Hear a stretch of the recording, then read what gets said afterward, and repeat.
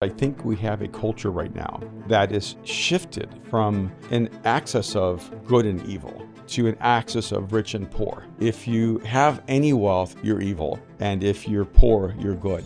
We live in one of the most incredible states in the entirety of our country, and it is so dangerous. We elect idiots like Karen Bass and morons and honestly disgusting human beings like Gavin Newsom. It's not okay that California says you can steal up to a certain amount and not be held accountable. And we need to return to that framework that your character is the core of what builds a great culture and a great nation. You're listening to the Mindshift podcast. My name is Erwin McManus. I'm here with my dad, Erwin McManus. How you doing today? I'm actually doing really, really good. You doing well? Yeah, I am.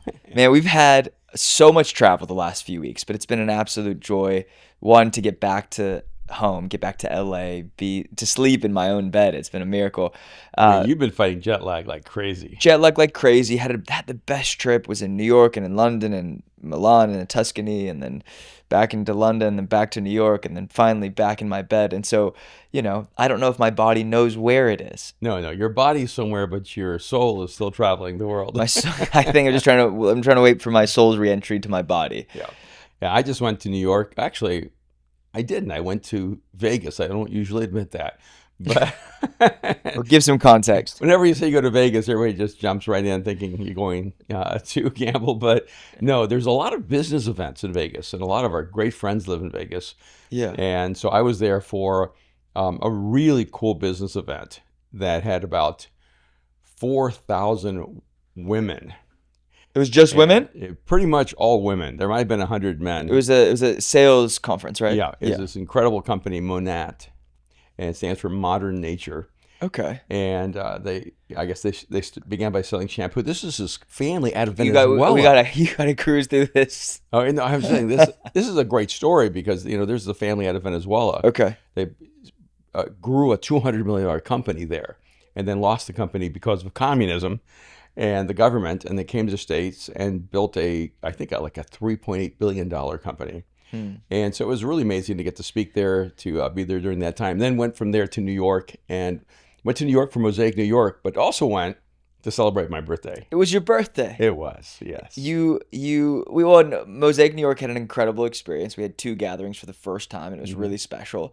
Had so many friends that just showed up, which was really cool to see that. But we also spent some time. The whole fam flew in to celebrate your birthday. It was really sweet. Your birthday was on the 28th, and Yes. it was fun. We got to do a little dinner with everybody. Juno flew out with Mariah, and we had a wild animal in the streets. She is feral. She's 4 years old and thriving in life. And, day 1, she was like, "Mommy, I do not like New York City." By day 3, she was like, "Mommy, I love New York City." Mm-hmm. So I appreciated it. We kind of won her over. Thank you to New York for the perfect weather. But unbelievable. I was in London seeing Mosaic London, and then I was in Tuscany at a wedding.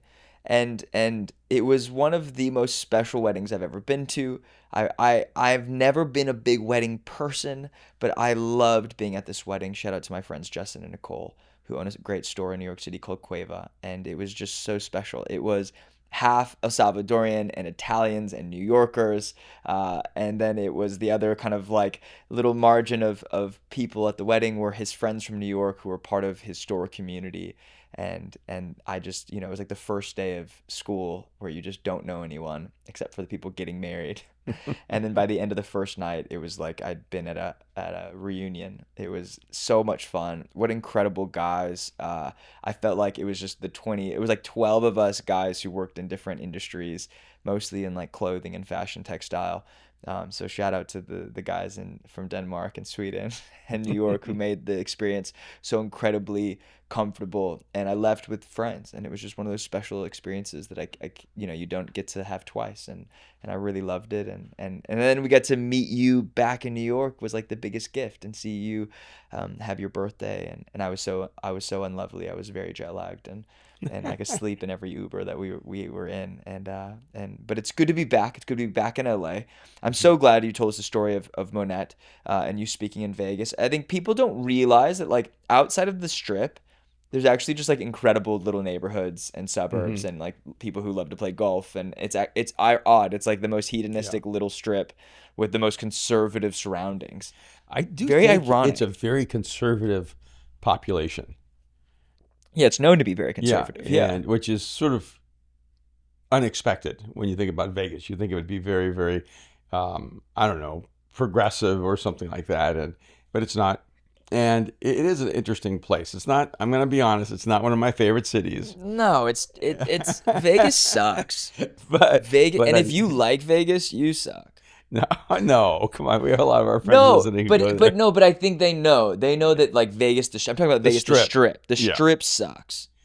Greater Vegas still sucks, but it's less bad. Like Neil Dinger is awesome. I don't understand why he lives there. Omar is awesome. I don't understand why he lives there. Jabin's awesome. I don't understand why he lives there. But I love them all. They And make Vegas and amazing. they don't make Vegas amazing, but they make Vegas worth visiting. Yes. All right. All right. So we go back to New York. and No, but like be yeah, real. Vegas is so hot. it is, and it's a desert. It's a desert. And if you don't like gambling, you you pretty much But aren't if going to like Vegas. but if you love but the people who love Vegas love golfing. That's true. Like I think all those boys they're always on the golf course. That's true. Yeah. Shooting content, golf course, shooting content, golf course. Yeah. Yeah. Anyways. But so it was great then to go to New York and be there. And we had two different meeting times for Mosaic. It was incredible.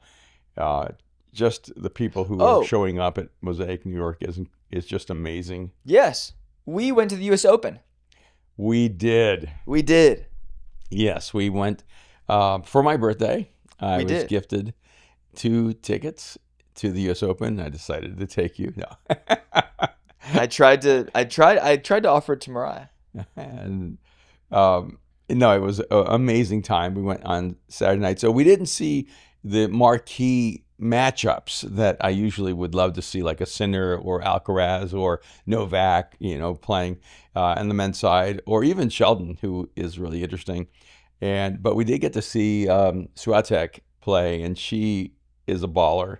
I can't say either of their last names. We saw Anna and Iga play. Yeah, we saw Anna and Iga play, And and that was actually the highlight match for me, even though the it was Tommy Paul and Bublik. Bublik, and it was fun watching them play because It was a battle. they're so competitive against each other, but they seem to really like each other, and they laughed a lot. They clapped for each other. They celebrated when the other player made a great, he had a great pass. Um, and so it was very interesting to watch two guys who are desperately determined to beat the other one and still seem to have a lot of respect for the other person. There was a lot of respect there, and you could Yeah. the women's match. The tension you could cut with a knife. Like the Yes. moment you walked into that arena, that stadium, whatever you call it, Arthur Ashe, Yeah. it was special, and I was so intimidated. Everyone's beautiful. Everyone is so kind that works there, Hmm. and it was such a unique experience. The chicken nuggets that are always talked about, They were they're trash. hot trash. I mean, they were the Can we bring back good food at games? Like who are we to charge $30 for 6 chicken nuggets? I have to admit, I was definitely manipulated by price, and And the branding. I equated price with value. Yes. I made a terrible mistake. I know better than this, Talk to me. but when they charged me so much money for 6 nuggets, I thought these are going to be kicking, nuggets. Kicking? They're going to be the best chicken nuggets I've ever had in my Kicking? entire life. Kicking. Say it. And No, they were terrible. they were terrible. And I thought, oh man, I just became that guy, that customer that believed that paying more money gave you higher value. And Anyways, I got anyway, taken. the I got taken. That's what I'm the saying. U.S. Open was an elite experience, and it was, Yes. and we got to sit on the second row courtside, which I would say this, it was so intimidating. Like I definitely felt out of place. I felt like I was a fraud. Being there in the midst of greatness.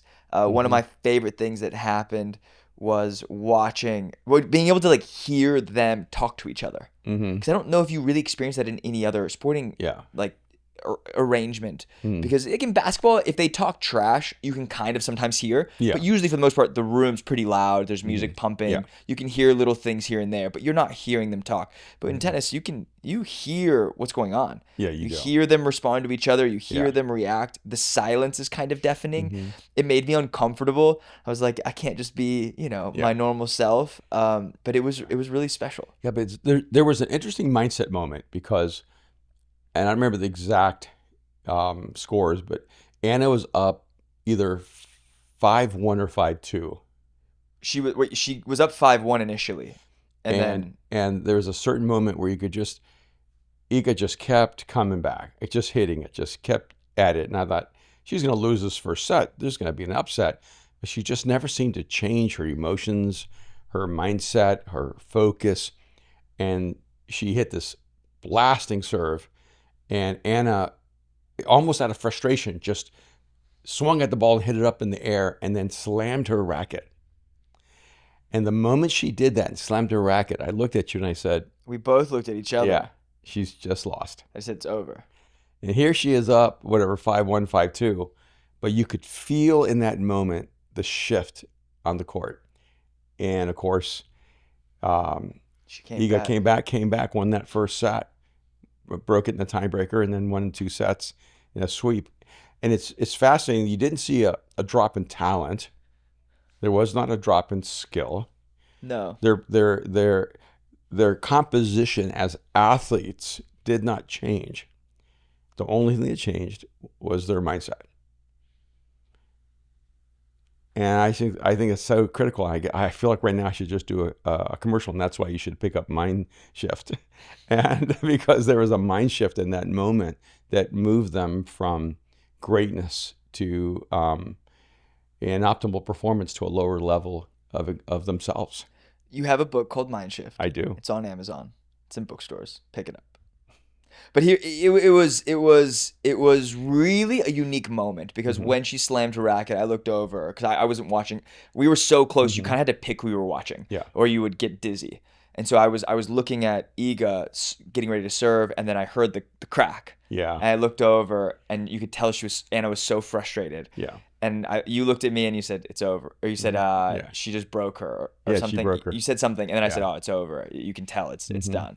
And she was still up 5-2. And then she just came back and just battled her way through. Iga never changed her game, not once. No. She did the same exact step, repeat, same kind of rhythm. She just played her game. And you could feel it. She was never intimidated by being down 5-1. No, even when she was down 5-1, she wasn't broken. Her mindset was still focused on a championship and the champion mindset. And that was, I think, a fundamental difference. And I can even go back to one of the greatest players in our time right now is Alcaraz. And I remember when he was playing Sinner, and he was playing at such a high level, and Sinner just kept coming back at him. And you watched Alcaraz, like Alcaraz's power is his joy. When he's filled with joy, when he's smiling, when he's enjoying the game, even when he misses a shot or the other player hits an incredible shot, he'll smile, laugh, celebrate. And you watched him playing in the last tournament, and he lost his joy. He got really frustrated. His entire countenance changed. And you could see the moment there was an internal shift that the outcome had already been preset. He was going to lose, and he did lose.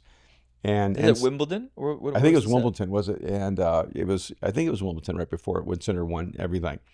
And all that to say that when you're watching these incredible athletes, and maybe that's what makes tennis unique, because they're so isolated, it's almost as if you can see inside of them while they're playing. And what's going on inside of them is reflected in how they play their game. And it's true for all of us in life. So the next match was Bublik and Tommy Paul, which I had a lot more fun watching. The women's was more intense. Yeah. Like I was anxious the entire time. I kept looking at you being like, is it just me? Like I'm a high anxiety person. Is this just me, or is the anxiety deafening? And then Tommy Paul and Bublik came on much more loose, much more fun, much more engaged. Like whenever the other person would get aced, they were kind of clapping on the other person. They kept laughing. Yeah. They played with a lot more joy. And then maybe 2 or 3 games in, they started getting more intense.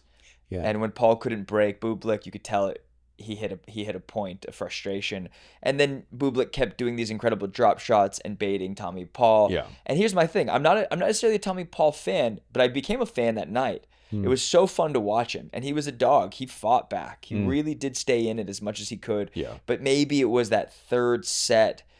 Bublik hit this beautiful drop shot. Tommy kind of took a weird angle. He ran up and then, like, I don't know if he slid and then tweaked something, but he made the grunt, and he Mm-hmm. hadn't on any of the drop shots. And you could tell the drop shots were getting to him. And Yeah. I looked at him. I looked at you, and I said, "It's time to go home."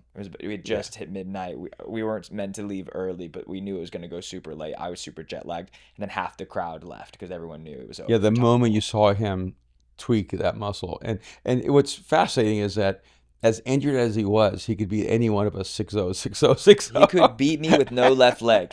Like, he's such a phenomenal talent. But when you're playing at that level, even the slightest injury can have such a massive deficit that it's almost like all of us in the crowd knew in that moment I mean, the moment it that happened, the match was over, even though it was neck and neck and they were even. You knew that was going to be the differential. yeah, and he went and fought. He won the next set. Fought back, And yeah. then lost 6-1 or something like that in the last set. And I don't even know if he would consider that an injury, but he got exposed, right? Like you could definitely tell something happened. Yeah. But it was really interesting to watch, and watching the mental fortitude of these players. You really have to be locked in. You have to be strong. You have to be focused, and you have to not let the crowd get in the way. Yeah. And you could tell, like, Anna was getting frustrated in the first sets, and she kept blaming the crowd. There's movement in the crowd. There's movement in the crowd. And, trying to, every time she was returning Iga's serve, she would kind of complain about the movement in the crowd. And it got to a point where it's like, if you're at that level, Yeah. there's just a crowd. You're going to have to get over it. It's interesting. That's what happened last night with Novak, one of the greatest players in all of history. And he lost the third set. And he lost that third set because he allowed the crowd to take his focus, to distract him. What happened? He started complaining to the referee about Okay. the noise in the crowd. And he started getting really, really angry, even though he was up 2-0. Yeah, but there was a couple dirty.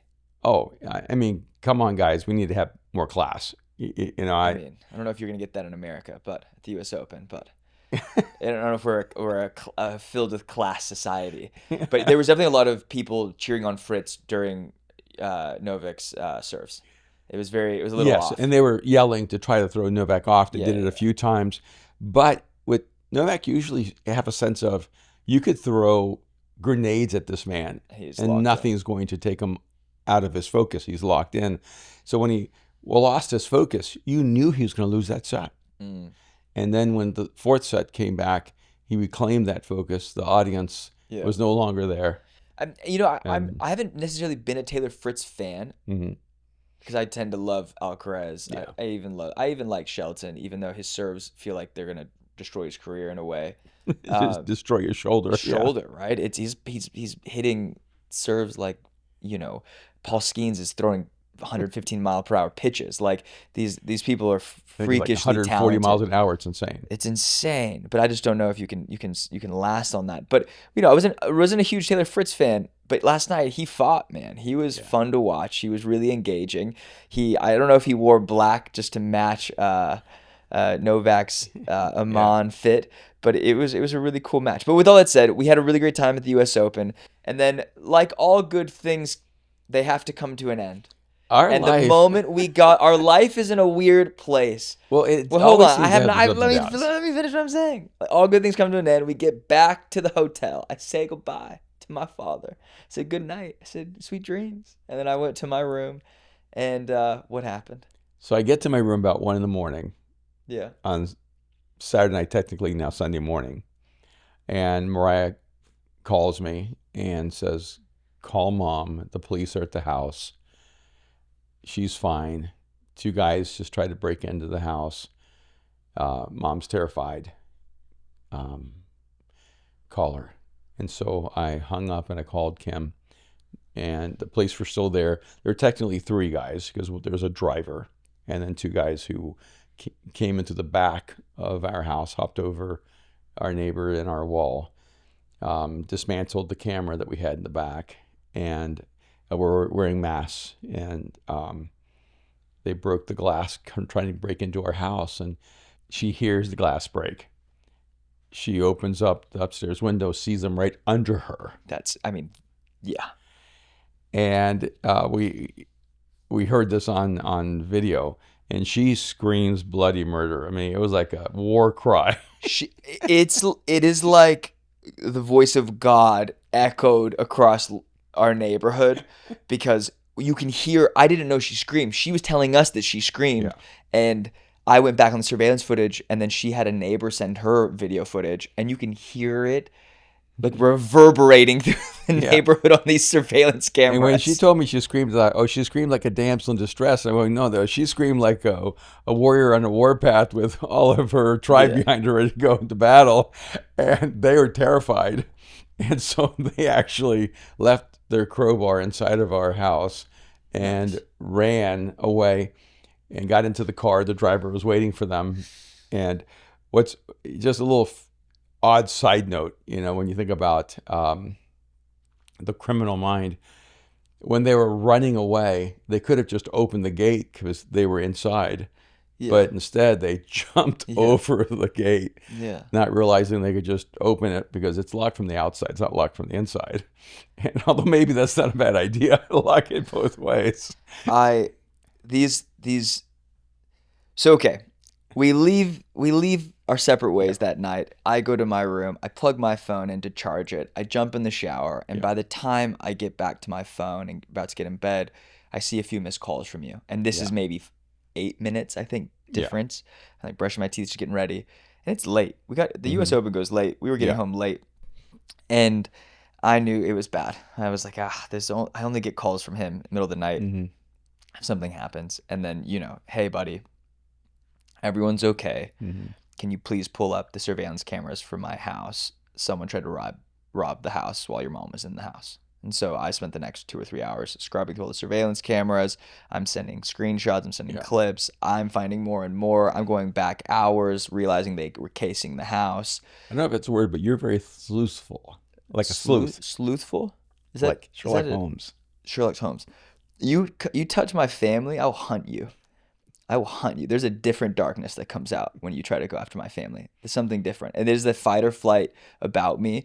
But, you had to tell me, like, stop, like, relax. Like, What is interesting is that it seems that these individuals have been a part of other robberies in our neighborhood. A couple things that I noticed in watching the video surveillance was that, you refer to them as criminals. I don't know if I would call them mastermind criminals, but they're obviously a part of a group that has been consistently doing this. The car came back 3 or 4 times that evening. The reason why I want to make fun of them is because an hour before, they were obviously going to rob the house in the same position. They'd obviously mapped this out. They knew exactly where they were coming in. They planned to come. The hour before, they tried to hop out of the car and saw a police officer, and they literally yelled, "Police, police."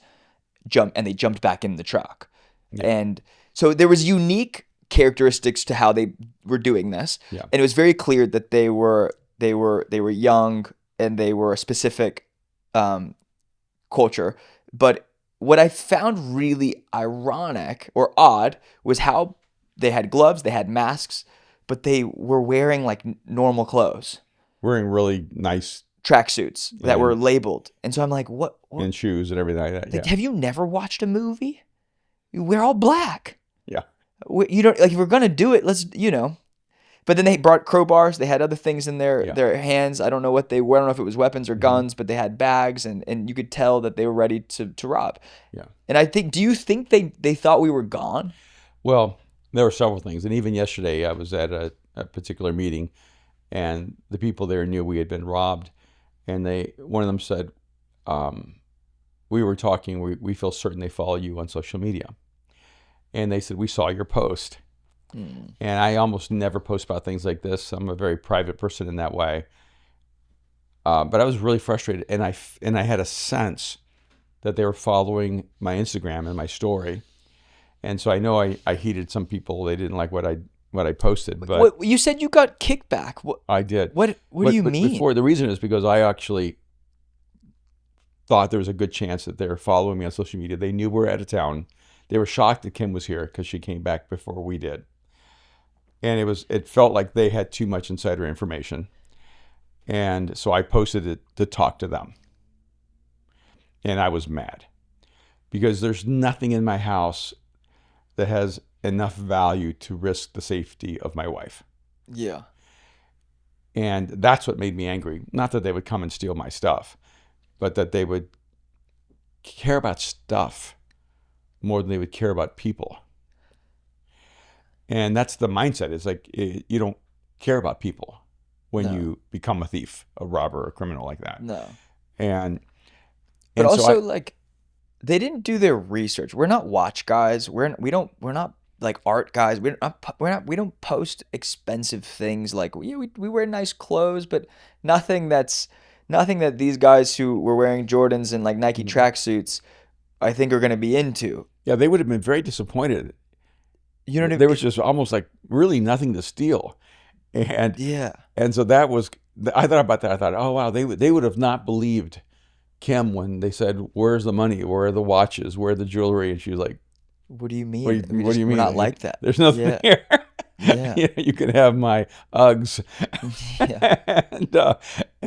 And so that would have been even worse because they would have been frustrated and not believing that she was telling the truth. Yeah. And so for me, my anger, one, you just feel the violation of it, was that they would endanger Kim, endanger my wife. And that just made me angry when people try to take advantage of people they perceive to be more powerless than them. And so I did post something, and I even when I said I have deliberated this, but I posted it, and I was really surprised. One, so many people were so positive and so gracious and saying that they're praying for us, and they were really empathetic. Other people saying also, hey, we just got robbed 2 weeks ago or 3 weeks ago, or a lot of commiseration. What's that phrase? Commiseration. Let's delete that. And a lot of people who were sharing similar experiences, but I ended up getting hate, and you noticed that a lot of it was bots. Yeah, but explain the hate. The hate was coming, going. Because I didn't even see the hate until I was you actually mentioned it. really shocked. I mean, some of them trying to go, well, I'm going to give you a pass because I know you're upset. Yeah, But that guy was an idiot. You know, That guy wasn't a bot. He was just an idiot. yeah, and but you don't Because know. we could be more honest. They Yeah. were two young black guys that were in a very nice Mercedes. But I and- never mentioned their ethnicity. No, but I'm gonna mention it now because it's important or unimportant. When they're saying the N-word every 30 seconds, we can hear them saying each other's, what they're saying. Like it's very clear. You can tell who comes from Mexican culture. You can tell who comes from Asian culture. You can tell who comes from white culture. You can tell who comes from a black culture, especially in LA. The way they talk, with the slang, the way that you emphasize certain words, the fact that no one else is allowed to say the N-word except for a specific culture. And so when it happens, you realize very quickly that is what's happening. And so, but if you live in LA and you say, the black community is being ghetto, we got to fix it.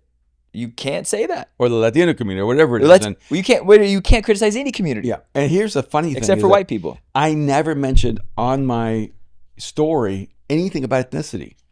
Nothing. No, nothing But I started at all. getting all this hate, people going, well, you're a racist. You would never hire ethnic minorities. He's a pastor for church that doesn't reach minorities or hire minorities. Was that one guy? And I'm like, wait a minute, what are you talking about? I am a minority. Yeah. And they go, oh, you hate immigrants. I even got, you hate immigrants. And I'm going, I am an immigrant. And I'm going, how did you get that from my story? Because I never mentioned anything about ethnicity or anything. And so I thought, all these people who are calling me a racist are assuming that the thieves are ethnic minorities. Yeah. And I thought, you're actually the racist. You're assuming that if someone's stealing, they're not white. And I never even had that thought in my post. And then I thought, this is so bizarre that I'm getting attacked for being a racist when that wasn't even a part of the conversation. Or that I hate immigrants when I am an immigrant, or that say that slower for all the white people who don't pay attention to the clips or the pods. You're actually an immigrant. I am an immigrant. And not just for the white people, for all people. But you are an immigrant. You were born and raised, not for 5 minutes. I'm from El Salvador. From El Salvador. And Spanish is my first language. Can you slow it down for a sec? Until you were 9. No. right? Well, I've always been from El Salvador. No, I'm saying, but you Yeah. lived in El Salvador and raised in Back El and forth, Salvador, yeah. but Yeah. back and forth meaning you spent summers in Miami, you spent school No, sometimes years. when no, I ended Oh, up you went coming to back and school forth. here. Yeah. And here's the difference. People who do not see me as an immigrant and do not see me as Latino But are why? actually more racist because they think that if you're educated, you cannot be a Latino. No, that's okay, I want you to walk that back. They think because you don't. This is the issue with the Latino community Hmm. is that you don't have a strong Latino accent, Right. I don't have an accent. and so they don't deem you as Latino. Right. And it's very odd, and we'll get hate on this. We'll get Hmm. those silly pastors all over San Diego and Hmm. Sacramento commenting. But the reality is, and we know it because we've had conversations with these guys behind closed doors. Hmm. Because you don't have a fake accent, you don't have an accent. Spanish was your first language. You dropped the accent. I don't know. I don't know. Maybe when It's you were because I'm good at 14, languages. 15. But it's because you're intelligent and you don't use the Latin card to the Latin X card, which whatever is that, the Latin X card to get money from the government and to manipulate your audiences to making you seem more Latin. I actually never understood how people could live in the United States, be third, fourth, fifth generation, and still speak English with an accent. That's not about whether you're an immigrant or not. And, you know, my mom speaks multiple languages. My real father spoke multiple languages. You can be from a Latin American country and be educated. You can be from a Latin American country and and and be nuanced and be an intellectual. I mean, it's like it's crazy to me how you end up getting put into a box. But all that to say, I end up getting hate as if my post was anti-immigration, anti-ethnic minority, when that wasn't the post at all. So everyone who projected that assumed that the people robbing were ethnic minorities and people being robbed were white. No, they were robbing the house of an ethnic minority. The irony. And that is the irony. Someone who worked really, really hard to get to where he was in his life. And then I started getting hate from people saying, well, you can't impugn their motive. And there's truth to that because I said you're lazy. I am impugning on them that they're lazy. And I said you're cowards, and I impugn that on them. And I said you want things you're not willing to work for or something like that. And people said, you don't know if they have a job. One guy said, hey, I'm so glad you were able to do a background check on them to know that they don't have jobs. And you know what? That one checked me. I thought, you're right. They might have jobs. They might just be greedy and Yeah. and actually work a job. But the whole point of it is you steal because you're not willing or able to work for what you want. And that's called greed. And this is not Ethiopia. This is not Angola. This is not a situation in the world where someone might be stealing because they don't have bread or food to eat or something like that. I do think that's I do think hunger and is a real thing in the U.S. think Oh no, I think being hunger pop is a real thing. But these guys were driving a really nice car a and really wearing nice really car. nice It's clothes. actually like disgusting how nice that car is. Yeah, and so they were not, trying to make sure that they didn't go hungry that day. Yeah, this was not a starvation situation. And I still am going to hold my ground. It's funny. The scriptures actually say that let him who steals steal no longer and work and do something meaningful with their hands, that they may have something to share with others. And so the Bible is actually pretty clear. And the solution to you being a thief is you having a job, and then get a job and do something meaningful, because you're a taker if you're a thief, not a giver. And you should actually work a job so that you have enough to give to others. And it's crazy here. I was talking to someone yesterday in California here, and they're like, the police said, if someone comes to steal your television, just let them take everything. Don't defend your house. Don't defend yourself. And she was saying, but it's not their television. It's not their stuff. And they go, yeah, but there's nothing worth taking a human life. And I go, it's almost as if all the moral responsibility is on the person who owns, because they've worked to own. And there's no moral responsibility on the person who's trying to steal, because they're somehow a victim in our culture, which is the bigger conversation here. But you're having the whole conversation, so Sorry. yeah, I'll receive your apology. Feel free to pass it back at any point. Go for it. Go. No, keep going. I'm just messing with you. You gotta have some fun. You're just going on a cute. Slow it down. Go. I'm mad. I know you're mad. I love it. I love angry Erwin. No. And I think it's interesting that some people don't want me to be mad. I know you're mad, and you're allowed to be mad. Yeah, and that was the thing that I thought was interesting was, oh, you want me to be politically correct. But why? Yeah. You want me to be accommodating and sensitive to three guys who tried to um, break into our home, threaten my wife's safety, and steal what we worked hard for. Uh, no, I'm not okay with that. I'm not feeling empathy for them. I don't care if you're white, black, Mexican, Asian. It does not. I don't care if you're. I don't care who you are. You come and try to take something that's not yours from people who I love. You're gonna get hurt. You're gonna get hurt, one way or another. You do it again. It won't be my mom alone. It will be me sitting in a dark corner, I don't think you should be whispering and threatening waiting people for on you. podcast. Whispering and waiting for you to come back in. No, it makes me. Me and you have a different type of anger. And I think watching people take advantage of you guys growing up, and even just in the city, like you're not my only friend who has been Mhm. robbed in the last Oh few yeah. months. It's insane. We live in one of the most beautiful, Hmm. majestic, charming, incredible states in the entirety of our country, Hmm. and it is so dangerous. It's Yeah. so dangerous. You feel it. It's not safe. You know it's not safe. You can feel it. And we live in a culture where we elect idiots like Karen Bass and morons and crooks and criminals and honestly disgusting human beings like Gavin Newsom who steal other people's wives. You know why stealing is okay in California? Because our governor stole a wife, stole someone else's wife to be his. So it's okay for whoever to steal from us because he allows it at the top, so he's going to allow it at the bottom because he is an amoral, evil human being that is not worth being in politics or existence. And I hope he gets what's coming to him. How do you really feel about Gavin I Newsom? hate him. I think he is evil, and I think he's disgusting. I And mean, anyone who supports him, I think, is absolutely idiotic.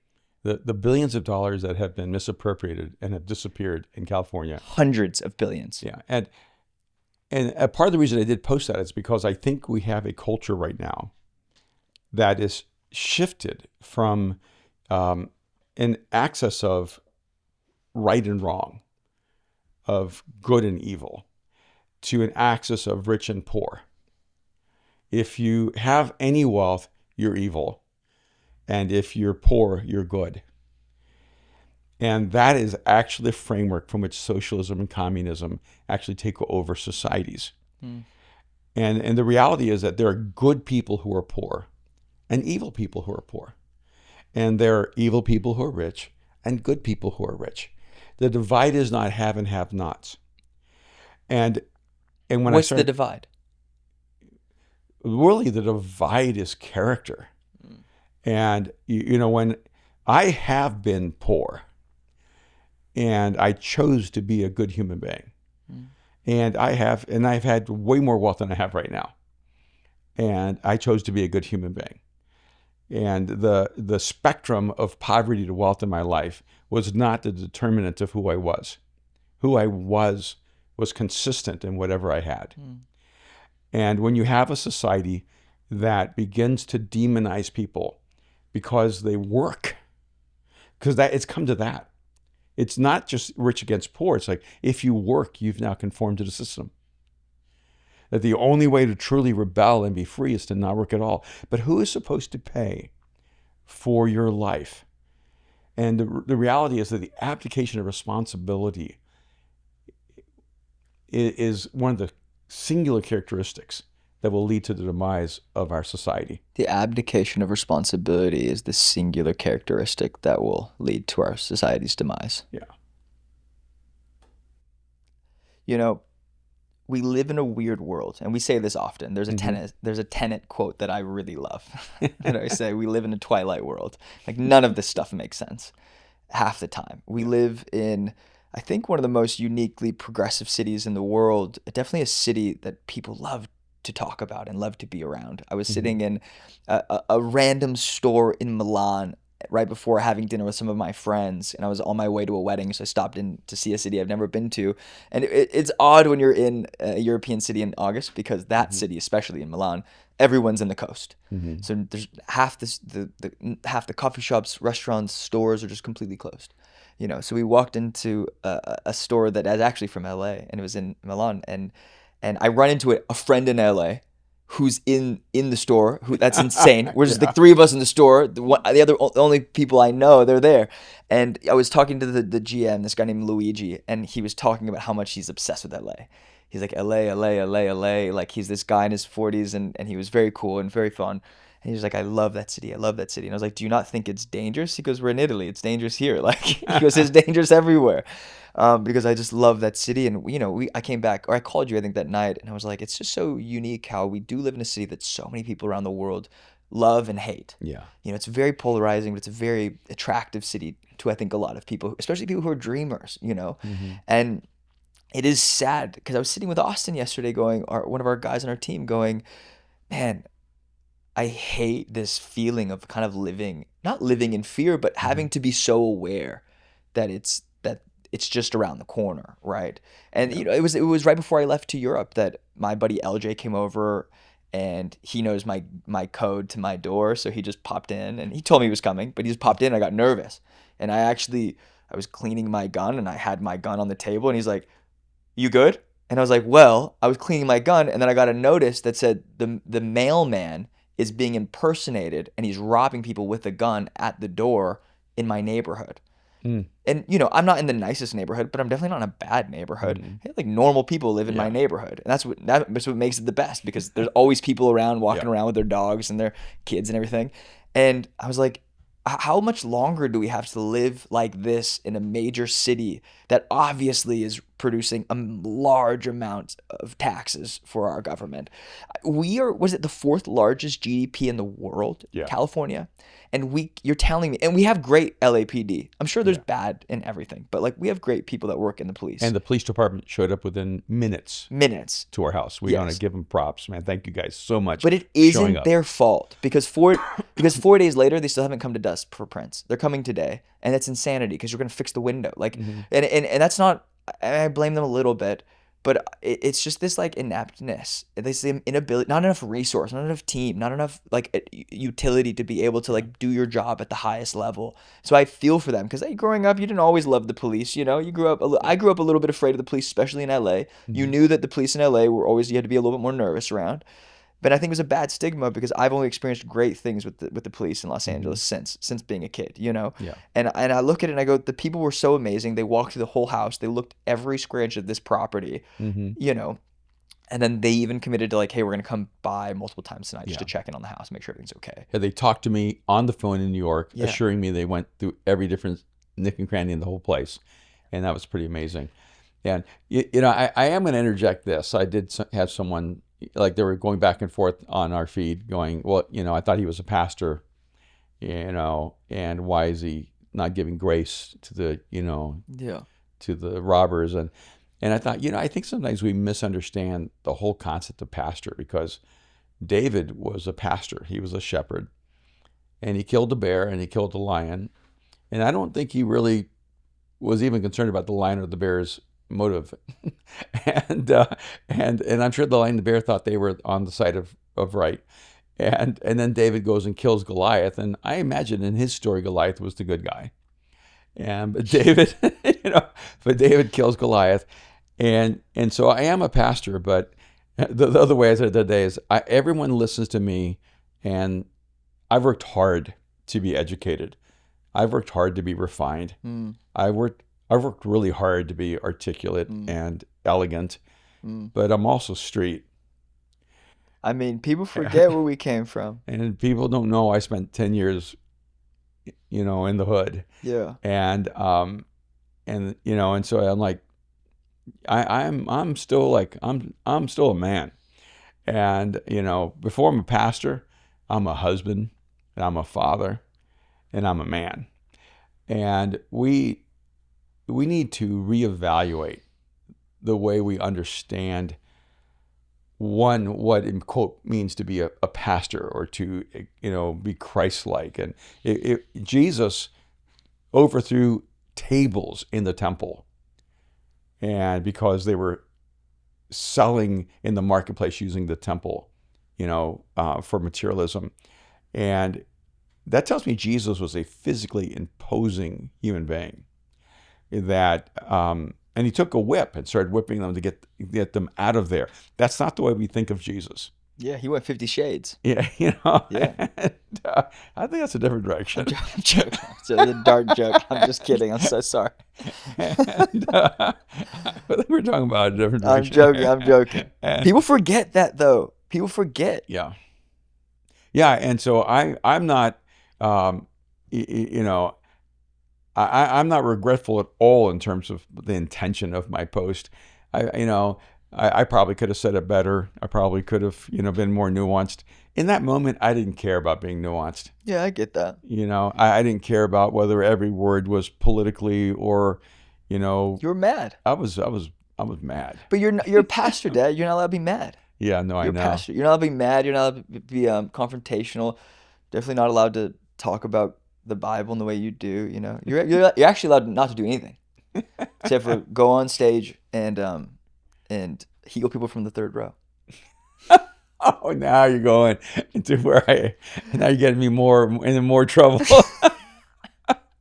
But apparently, and I think, there is this like finger trap with being a pastor, I think, in Mhm. this day and age. And I watch it with you and even your career and your life and your calling, and it's hard. It's hard to watch people. And you know the people who keep their heads low, because there are a lot of really famous pastors who don't say anything controversial because Yeah, they know it's just not worth it. And to yeah. be honest, if we were probably to take this a second take, it's not worth it for us to get into half the conversations we Even get this into. conversation is probably not worth it. Probably We'll not. get so much hate We're along gonna the get way. so much hate. Yeah. Thanks, Jacob. But who's our editor?